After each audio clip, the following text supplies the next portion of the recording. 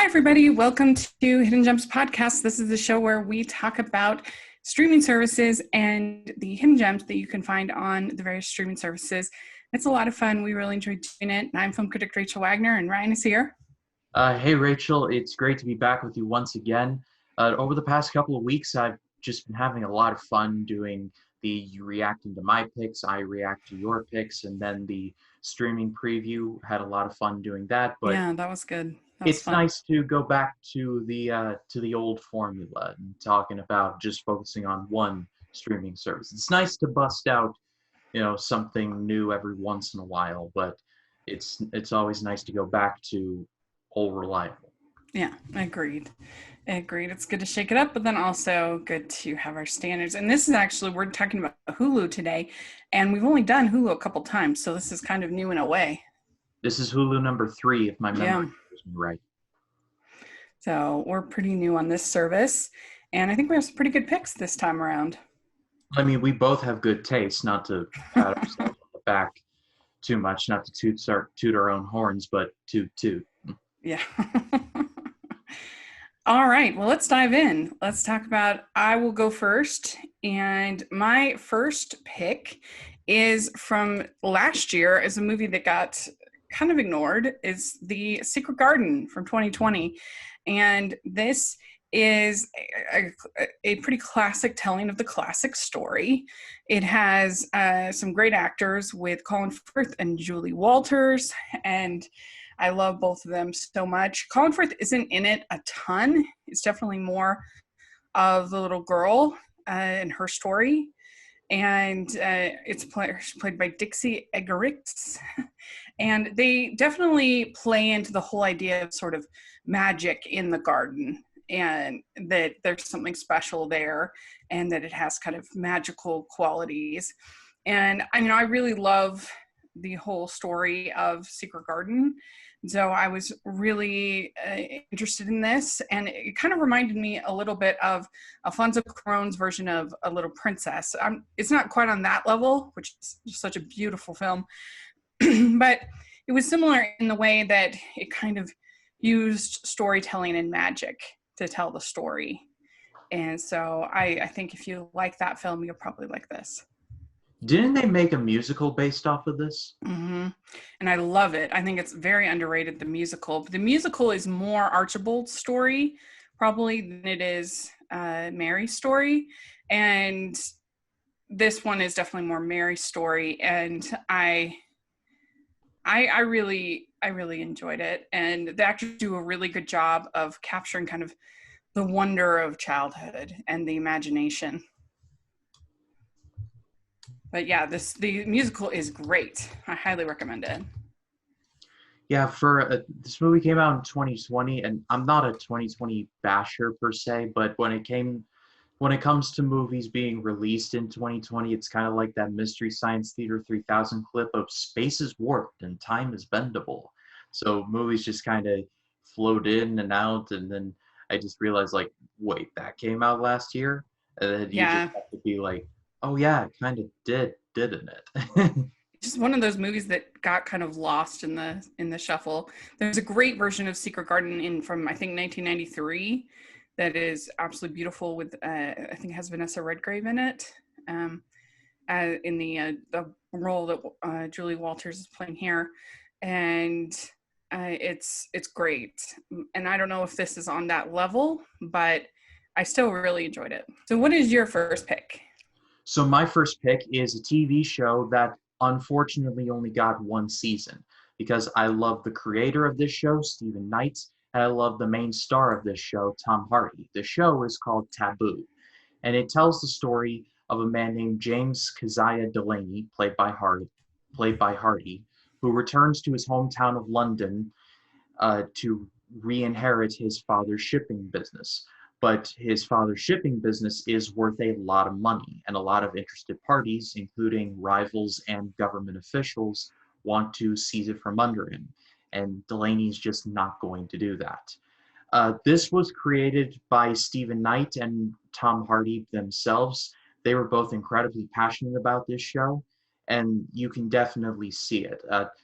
This is definitely a very stylized show, It is very dark and it can be very disturbing at times. But I do recommend everyone checking it out, especially if you love the show Peaky Blinders. If you're a big fan of that show, this is literally created by the same guy who created Peaky Blinders. And it's ironic because Tom Hardy is in both Peaky Blinders and in Taboo. So that's a nice little connection there. I And it watched looks, this I oh, watched sorry. this show when it came out originally on FX. And I was just so in love with it. I recorded it and I would watch each episode the night after it premiered. Like that's rare when that happens for me. And when it got canceled, I was just so sad because I wanted a show like this to succeed, but it looks like it didn't and all parties have moved on to different things. But it's on Hulu now, and I do highly recommend you all check it out. Like I said, it may not be for everyone, but if you can stomach it, then I think you'll really like it. Yeah, it has Jesse Buckley in it, who I adore and love, Oh and yeah, in the cast, and and and then it also has Jonathan Pryce, who's great. oh yeah, he's a horrible human being in that show. Oh yeah. Yeah, no spoilers, but you will hate him very quickly. Do you know if this is based on a true story or if it's fiction? If it's based on a true story, I'm not aware of it. Mm, To my knowledge, it is a work of fiction. cool. Yeah, I love Jessie Buckley. She's amazing. So that's interesting. I never heard of this till you brought it up, which is the fun part about this show. Is you Yeah, get to like I said, it unfortunately got the axe, especially during a pretty tasty cliffhanger for a second season that is probably never going to happen, oh which is sad. But Tom Hardy is still rocking out as he usually is, and Stephen Knight is doing cool things as well. So I'm not gonna cry too hard over it. yeah. Well, my next pick is admittedly a bit of a stretch as far as hidden gems. I get it, but I don't know. I still feel like it's not talked about enough, and it is Bumblebee. It's the what do you say? The not the resurrection, the redemption. That's literally the redemption of the Transformers series. And I really enjoyed it. I didn't enjoy the other Transformers movies, but I really like this one. It is pretty classic as far as the story, with kind of girl meeting this robot slash alien that we've seen in a lot of other stories. It definitely pays homage to E.T. and How to Train Your Dragon. I mean, there's just a bunch of sort of stories like that. But I still really enjoyed it. I thought that it was really well done. It was very sweet. I really liked Haley Steinfeld as the kind of troubled adolescent girl that needs her friend Bumblebee. And I liked John Cena in it. I liked the whole cast. And I don't know, I really thought it was a sweet, heartfelt film. Yeah, I remember watching this movie literally like on one night in December in 2018. I watched Mary Poppins Returns, Aquaman, and this all in one night. And Mm. a lot a lot of that night kind of blurs together for me because it was like I gotta see everything. I gotta Yeah. see everything. But I remember because I like the elements of this movie. I love Haley Steinfeld. I think she's great. Edge of 17, True Grit remake. She's awesome. As a pro wrestling fan, I love John Cena. Like he's pretty much fits the role of like the evil like soldier guy, Mm-hmm. like with the chiseled jaw and the flat top and the muscles. Like he pretty much fits that to a T. Like he pretty much got the peacemaker role in the Suicide Squad just for being himself. Just Yeah. hopefully the audience can see it. Well, I think this is a good example of taking a formula and then executing it well. And so everything doesn't have to be like super original to be satisfying.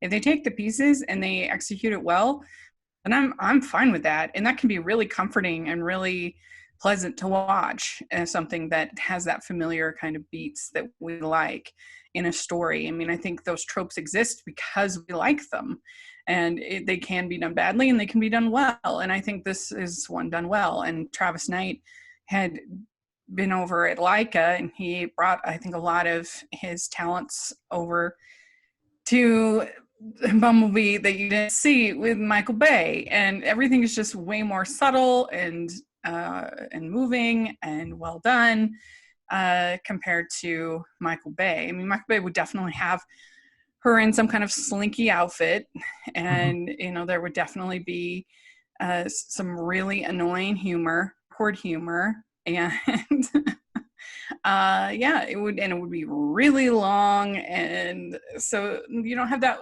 with this at all. It's not even over 2 hours. So I really, really liked it. I thought it was great. I consider myself a bit of a Michael Bay defender. I like his directing style. I respect a lot of the music video and commercial work he did before his movies.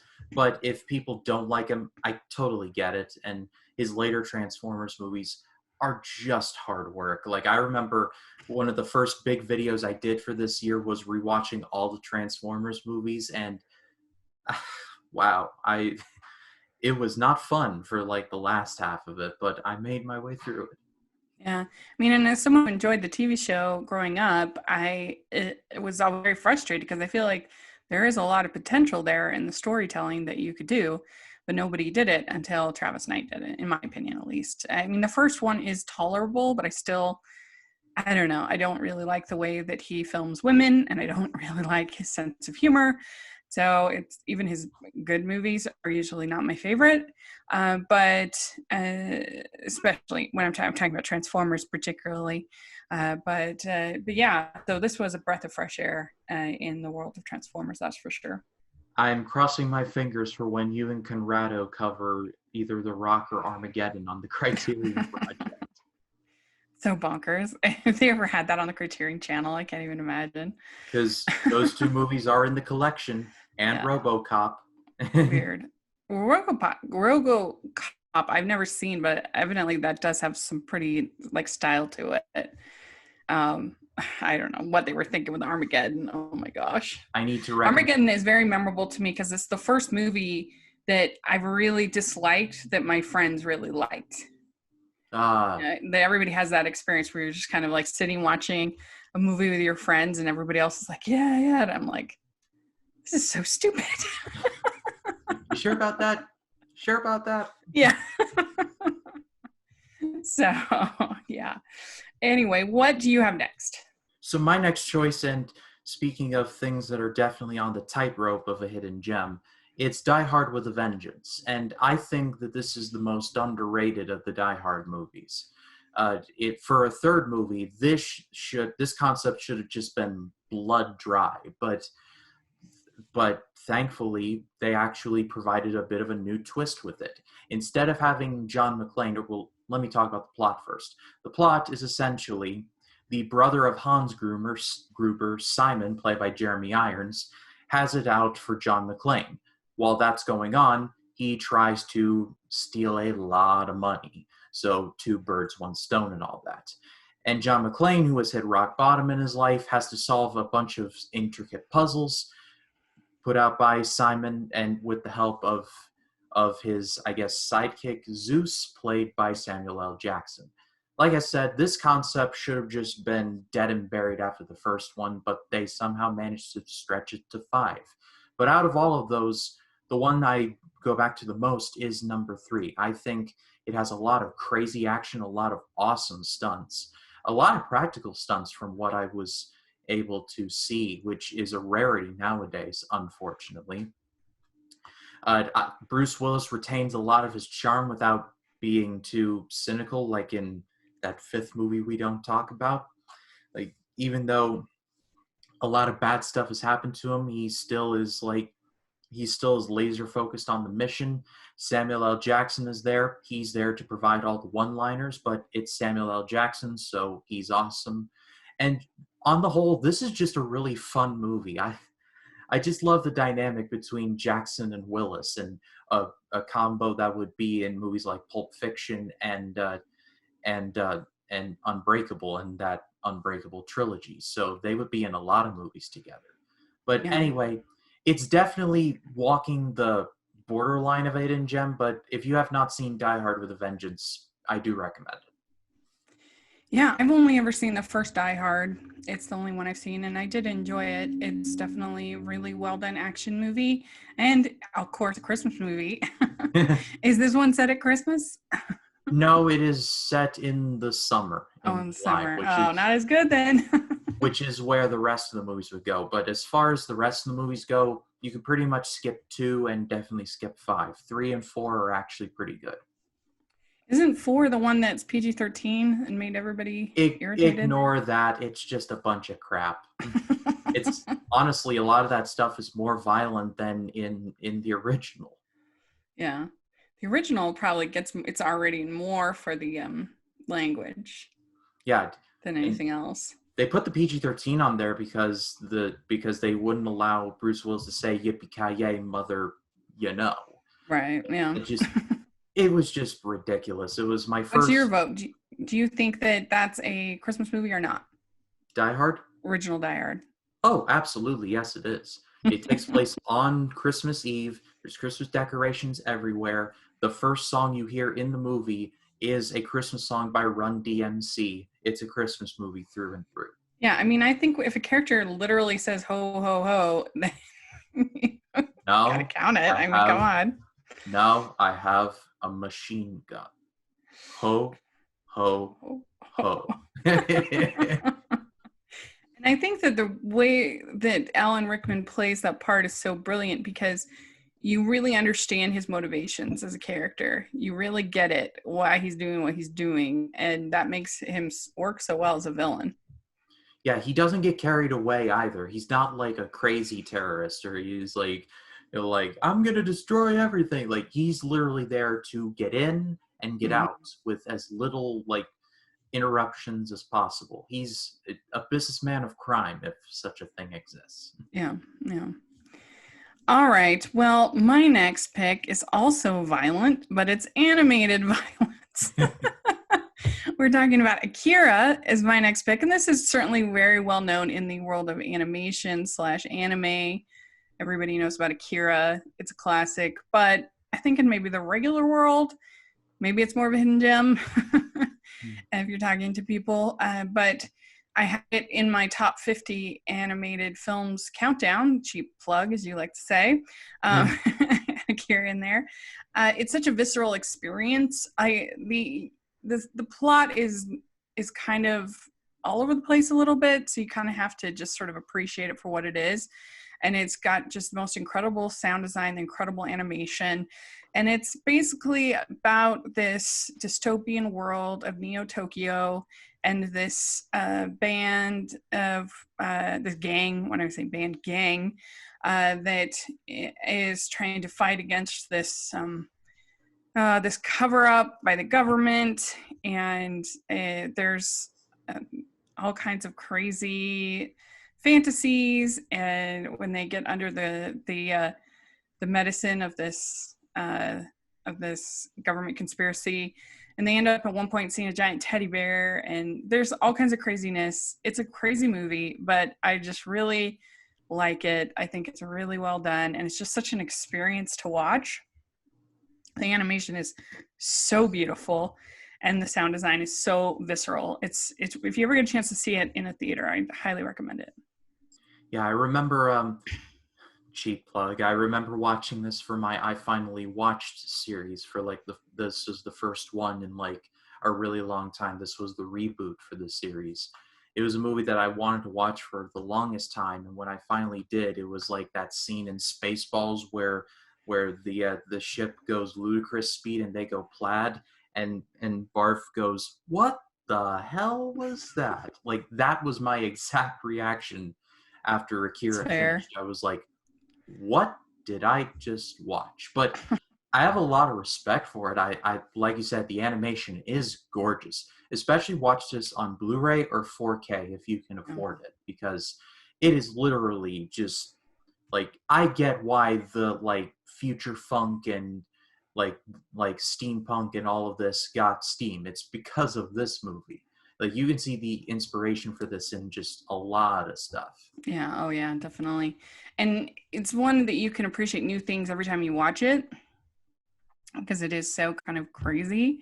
that you the first time you're just sort of overwhelmed, and then the second time you notice some more things, and then you keep growing on it. And to me, this is the kind of, I guess, if I was going to pick sci-fi, this is the kind that I would prefer over the like super, super slow and tedious variety. I would rather have something that's like kind of crazy and manic over something that's like, and I walked along I'm like, oh my gosh. And so, like, I would say that to me, a live action comparable would be like The Fifth Element, with its kind of manic craziness. Oh yeah. It's kind of similar to this, I would say. Yeah, absolutely. This is a movie that should be studied in like film theory or cinema studies classes, Mm-hmm. because this could be taken in like 1,000 different directions in terms of interpretation, and the answer would more often be yes. Yeah. Whatever it is, yes. Yeah, I mean, Akira and Ghost in the Shell both were so influential on so many films after it that it's worth seeing both just for that alone. But I would prefer Akira over Ghost in the Shell because the Akira has more my style pacing. So, but yeah, it's a really good film. People should check it out. All right, what do you have next? So my next choice is going from late 80s anime to 2010s spy thrillers. I'm going to be talking about Salt. This was directed by Philip Noyce, and it was written by the guy who also wrote Equilibrium, a very underrated movie starring Christian Bale. It tells the story of a woman named Evelyn Salt, played by Angelina Jolie. She's a CIA agent. She is very good at her job. However, as she is working on uncovering a Russian conspiracy, they bring in a Russian agent who is asked, "Who is the mole in our agency?"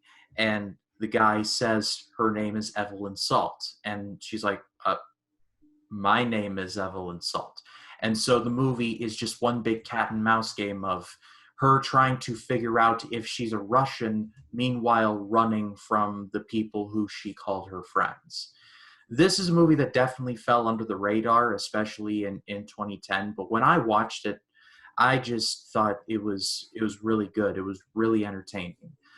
Angelina Jolie is is can be pretty good. I love her in Lara Croft Tomb Raider and in a bunch of other movies, and she's really good here. She actually puts her working boots on and does some of her own stunts, which looked really cool. There's a pretty entertaining foot chase near about the middle of the movie. You'll know it when you see it.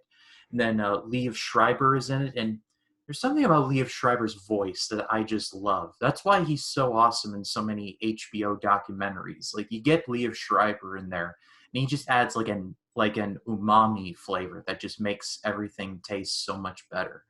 And then you have Chiwetel Ejiofor, who's been in the MCU and a bunch of other movies that I can name. He's really good in here as well. It's not the greatest spy movie ever, but it is very entertaining with a very intriguing mystery and a very fascinating premise. I do recommend it if you haven't seen it. Yeah, I haven't seen it. I remember seeing the trailers and stuff, and then it just kind of disappeared, and I never watched it. But that's good to hear that it's worth a watch. Which it was interesting considering that Jolie was kind of a big deal in the 2000s, from what I Right. remember. That's true. That was peak what, Brangelina drama. Oh, oh God. All right. Well, my next choice is very different. Hard left, as you like to say. I'm talking about the 1941 film "How Green Was My Valley," and this won Best Picture. So you could say, how is it a hidden gem? Well, I think that it's kind of gotten an unnecessary amount of hate for the fact that it won Best Picture over Citizen Kane. Mm. And Citizen Kane is widely regarded as the greatest film ever made. And it's certainly a great film, and I really admire it. But I still think this is a good film just because it won over an arguably better film, depending on your point of view. Doesn't mean it's terrible.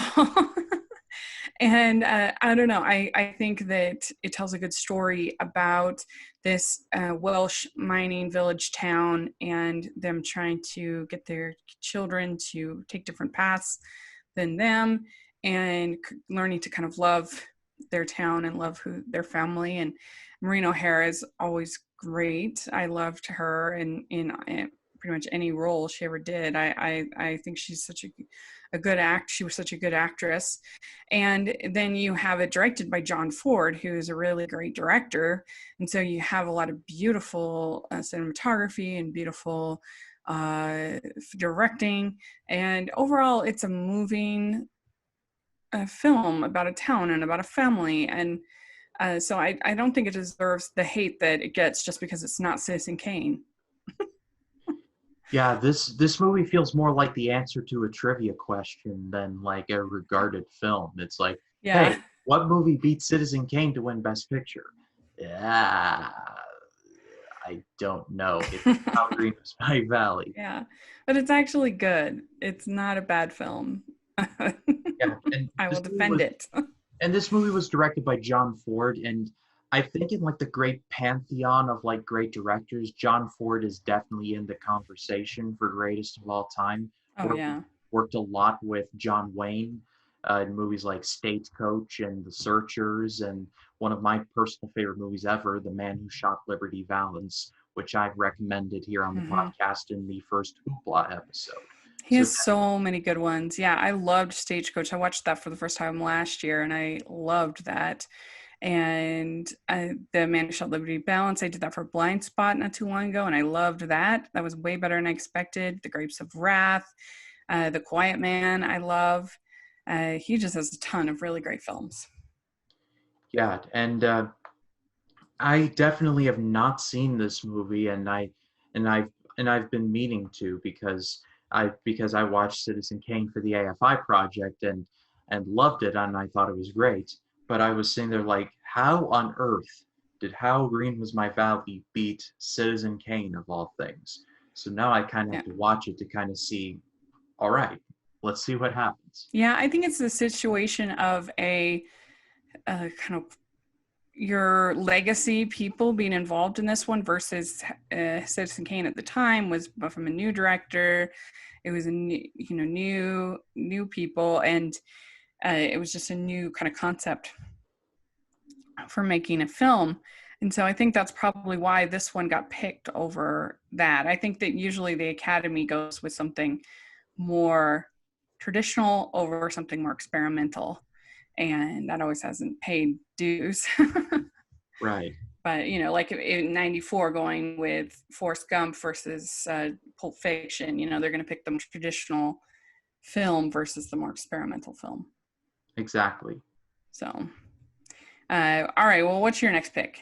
So my next choice is from 2009, and it is Night at the Museum: Battle of the Smithsonian.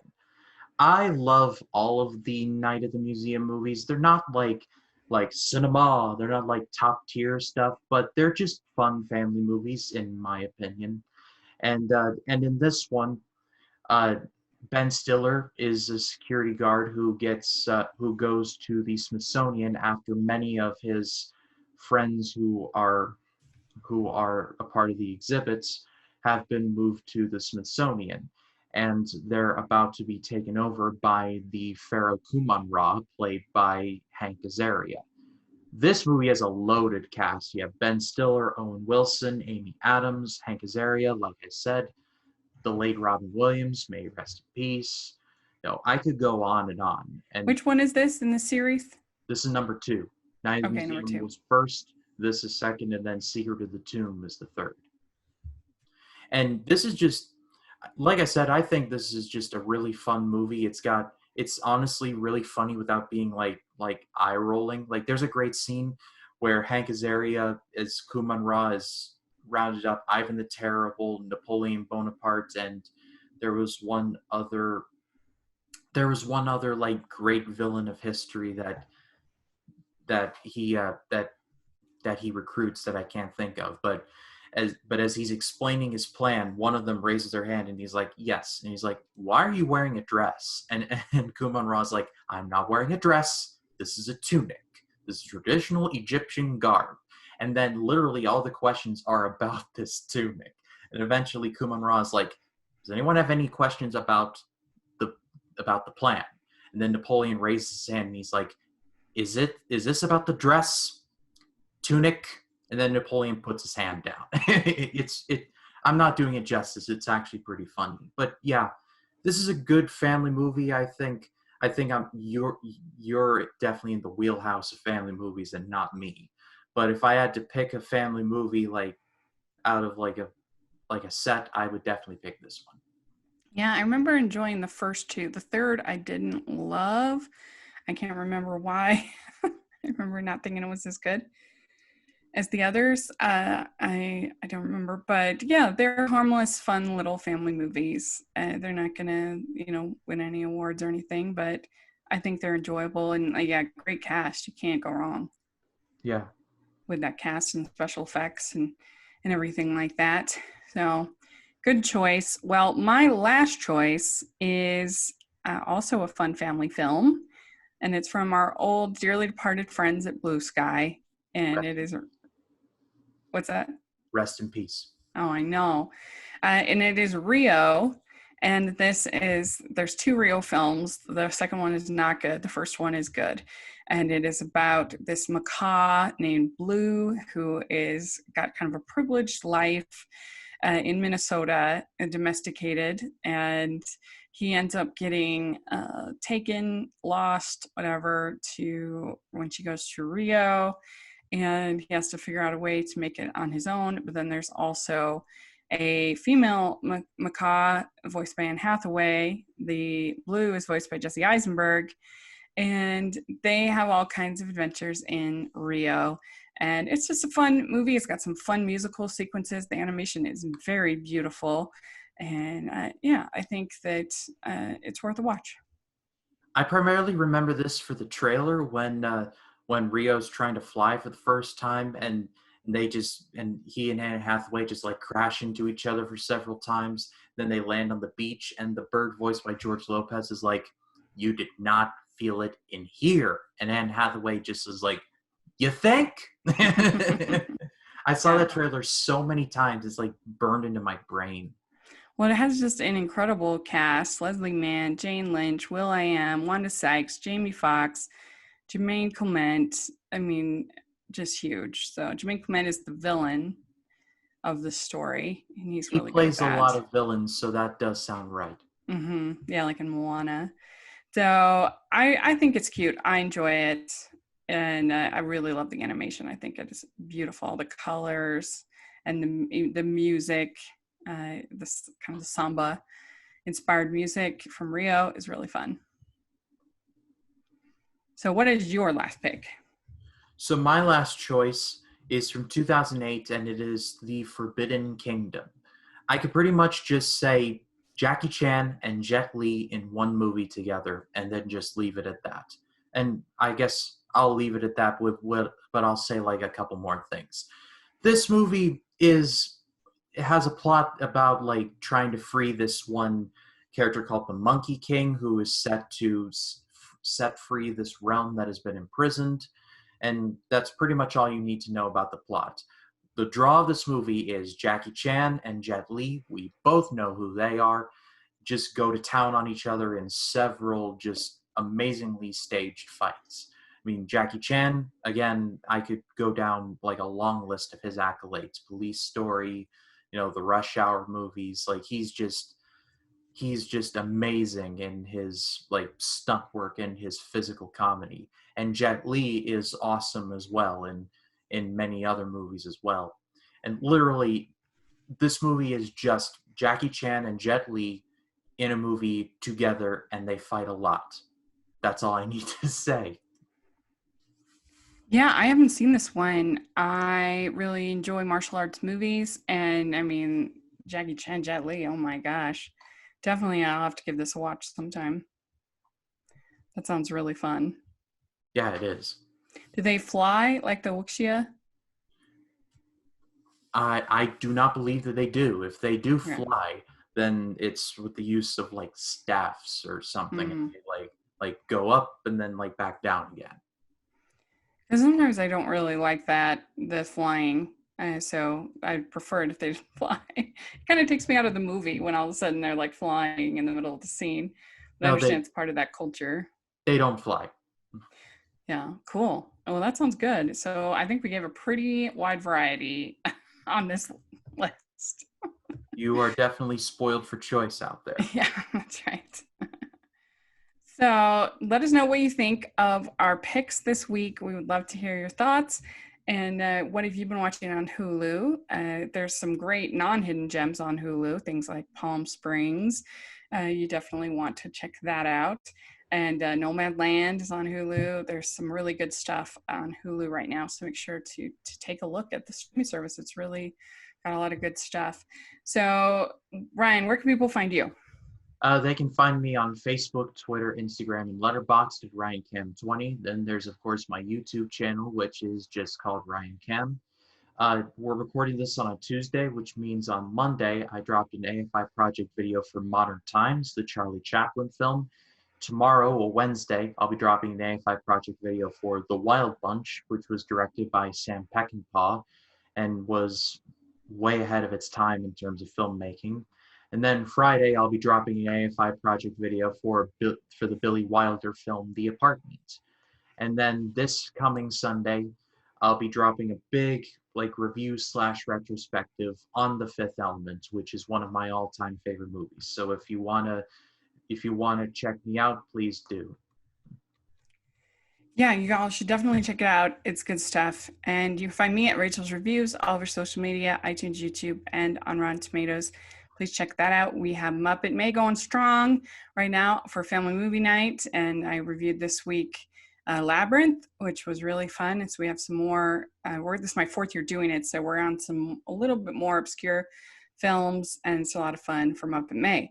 And then also this week, I had my latest episode of Female Film Critics Speak Out, which is always so much fun. So make sure to check that out. And make sure you're also following the Hallmarkies podcast. We have lots of fun stuff going on over there. And thanks so much, everybody. And we'll talk to you all later. Bye. Bye.